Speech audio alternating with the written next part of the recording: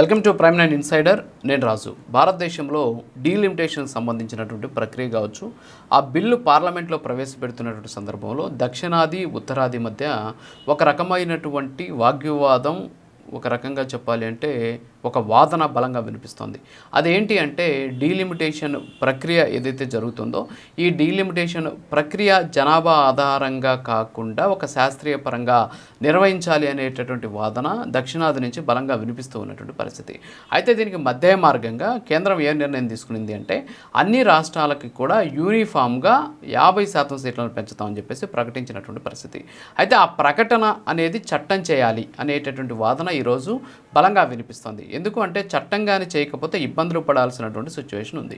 ఎందుకంటే భారత రాజ్యాంగంలో ఉన్నటువంటి 81 క్లాస్ సబ్ క్లాస్ 2 ప్రకారం కొన్ని అంశాలను, నియమాలను చాలా స్పష్టంగా అందులో చెప్పడం జరిగింది. భారతదేశంలో 1951, 1961, 1971 ఈ దశాబ్దపు కాలాల సందర్భంలో జనాభా లెక్కల ఆధారంగా మొత్తం 3 సార్లు ఇప్పటి వరకు పార్లమెంటు స్థానాలకు సంబంధించినటువంటి డీలిమిటేషన్ జరిగింది. సో ఈ లెక్కన చూస్తే మనకు 1951లో ప్రతి ఎంపీ కూడా 7 లక్షల మందికి ప్రాతినిధ్యం ఇచ్చారు. అంటే 7 లక్షల మంది జనాభాకి ఒక ఎంపీ ఉండేటటువంటి పరిస్థితి. కానీ ఈరోజు అది పెరిగినటువంటి జనాభా నేపథ్యం భారతదేశ వ్యాప్తంగా చూస్తే 25 లక్షల మందికి సగటున ఒక ఎంపీ ఉన్నటువంటి పరిస్థితి. సో ఇది ఉత్తరాది దక్షిణాది మధ్య చాలా అంతరాన్ని చూపిస్తుంది. అంటే 25 లక్షల మందికి సగటున ఒక ఎంపీ అంటే వాస్తవంగా భారత రాజ్యాంగం ప్రకారం నిర్దేశించినటువంటి దాని ప్రకారం 7,50,000 మంది జనాభాకి ఒక ఎంపీ ఉండాలి. సో ఈ లెక్కన కానీ మనం కానీ చూస్తే దగ్గర మనకు ఉన్నటువంటి ఇప్పుడున్నటువంటి జనాభాని బట్టి దేశంలో మొత్తం 1872 సీట్లు పార్లమెంటు స్థానాలు ఉండాల్సినటువంటి పరిస్థితి. కానీ సో అలా చేయడం అనేది కష్టసాధ్యం కావడం ఒక పక్క, జనాభాని బట్టి ఇప్పుడు కానీ సీట్లను కానీ కేటాయించినట్లయితే దక్షిణాది రాష్ట్రాలకు భారీ ఎత్తున అన్యాయం జరిగేటటువంటి పరిస్థితి ఉంది. తమిళనాడు లాంటి రాష్ట్రాలు కూడా దాదాపు 9 సీట్ల వరకు కూడా కోల్పోయేటటువంటి అవకాశం ఉంది. కేరళ లాంటి రాష్ట్రాలు 6 స్థానాలు కోల్పోయేటటువంటి పరిస్థితి ఉంది. ప్రస్తుతం ఉన్నటువంటి జనాభాని బట్టి, నిష్పత్తిని బట్టి మనం కానీ లెక్కేస్తే వాళ్ళు సీట్లు కోల్పోయేటటువంటి ప్రమాదం ఉంది. అందుకే ఇప్పుడు ఏం చేస్తున్నారంటే యూనిఫామ్గా 50% పెంచాలని చెప్పేసి చెబుతూ ఉన్నటువంటి పరిస్థితి కనిపిస్తుంది. చిన్న ఎగ్జాంపుల్ నేను చెప్తాను. ఫర్ ఎగ్జాంపుల్ ఉత్తరప్రదేశ్లో మొత్తం 24 కోట్ల మంది జనాభా ఒక్క యూపీలోనే ఉన్నటువంటి పరిస్థితి. సో అక్కడ ఉన్నటువంటి ఎంపీలతోటి దాన్ని మనం లెక్కేసి చూస్తే 30 లక్షల మందికి అక్కడ ఒక ఎంపీ ఉన్నారు. అంటే 30 లక్షల మంది జనాలకి అక్కడ ఒక ఎంపీ ప్రాతినిధ్యం వహిస్తున్నటువంటి సిచ్యువేషన్. వాస్తవంగా ఎంతమందికి ఉండాలి? భారత రాజ్యాంగం నిర్దేశించినటువంటి లెక్కల ప్రకారం 7.5 లక్షల మందికి ఒక ఎంపీ ఉండాల్సి ఉంటే యూపీ లాంటి రాష్ట్రాల్లో దాదాపు 30 లక్షల మందికి ఒక ఎంపీ ప్రాతినిధ్యం వహిస్తూ ఉన్నటువంటి సిచ్యువేషన్. అయితే ఇక్కడ ఇంకొక విషయం ఏంటంటే ఫర్ ఎగ్జాంపుల్ కేరళం ఉంది. సో కేరళం రాష్ట్రంలో ప్రస్తుతానికి సంతానోత్పత్తి రేటును వాళ్ళు తగ్గిస్తూ వచ్చినటువంటి పరిస్థితుల నేపథ్యంలో అక్కడ ఒక ఎంపీ 17.5 లక్షల మందికి ప్రాతినిధ్యం వస్తున్నారు.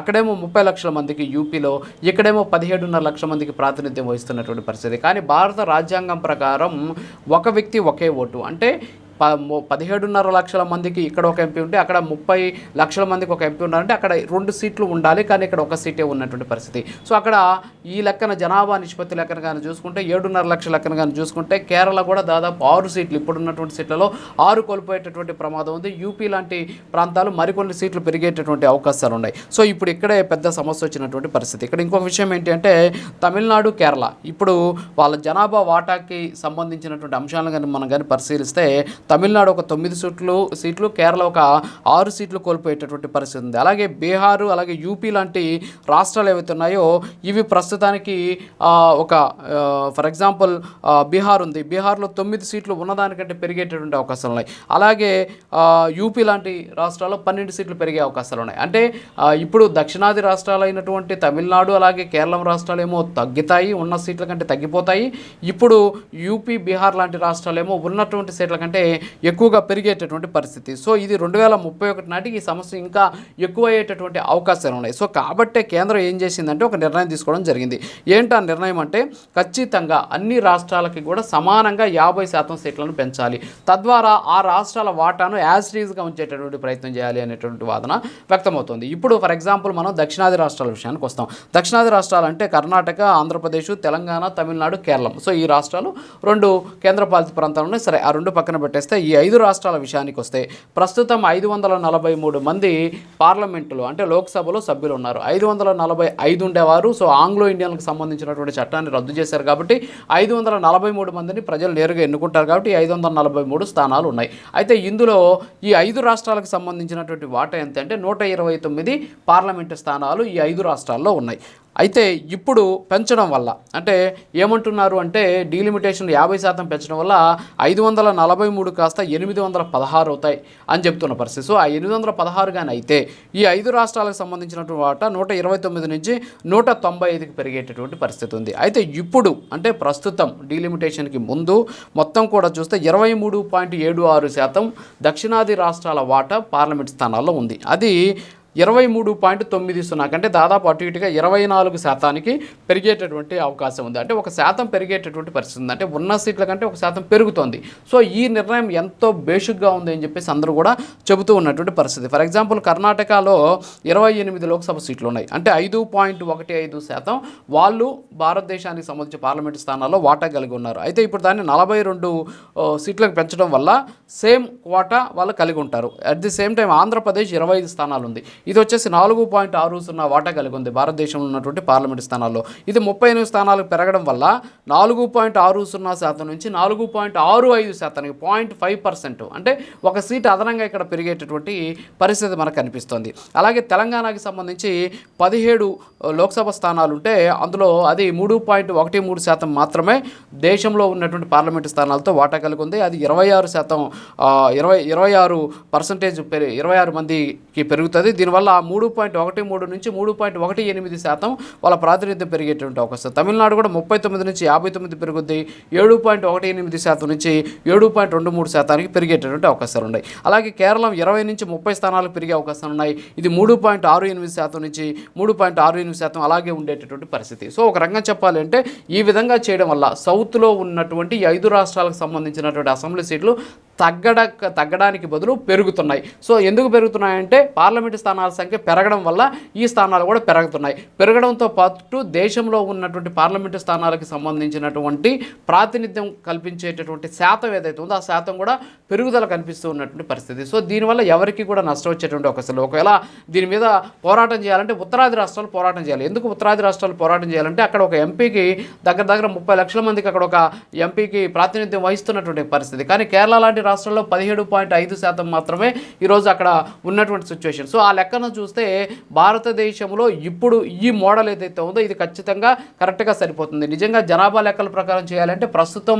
మనకు నోటు లెక్కల ప్రకారం అంటే 2011 తర్వాత జనాభాకు సంబంధించినటువంటి జనగణన జరగలేదు కాబట్టి సో ఒకవేళ అది జరిగితే ఇప్పుడున్నటువంటి జనాభాకు సంబంధించినటువంటి లెక్కలు కానీ మనం కానీ వేస్తే ఖచ్చితంగా ఇందాక నేను చెప్పినట్టు భారీ ఎత్తున ఈ పార్లమెంట్కి సంబంధించినటువంటి సీట్ల సంఖ్య పెరిగేటటువంటి పరిస్థితి ఉంది. సో ఈ సీట్ల సంఖ్య పెరగడం వల్ల భారతదేశంలో కొంత ఇబ్బందికర పరిస్థితులు ఎదురవుతాయి. ఎందుకంటే ఇప్పటికే పార్లమెంట్కి సంబంధించినటువంటి కొత్త భవనాన్ని నిర్మించినటువంటి పరిస్థితి ఉంది. సో ఒక రకంగా చెప్పాలంటే ఇప్పటి వరకు ఉన్నటువంటి సంఖ్య అంటే జనాభాకు సంబంధించినటువంటి సంఖ్యతో చూస్తే 1872 స్థానాలు పెంచాలి. కానీ పార్లమెంటుకు నిర్మించింది సీట్ల సామర్థ్యం 880. సో కాబట్టి ఇప్పుడు 848కి పెంచుతామని చెప్పేసి చెబుతూ ఉన్నటువంటి నేపథ్యంలో సో కాబట్టి దీనివల్ల ఎవరికి ఇబ్బంది ఉండదు అనేటటువంటి పరిస్థితి. అయితే ఇక్కడ ఎక్కడ సమస్య వస్తుంది అంటే ఇది నోటి మాట కాదు, దీన్ని చట్టం చేయండి. అంటే మేము 50% ప్రతి రాష్ట్రాన్ని కూడా యూనిఫామ్గా పెంచుతున్నాం అనేటటువంటిది కేవలం నోటి మాట కాదు, దీన్ని చట్టం చేసి చట్టంలో పొందుపరచండి.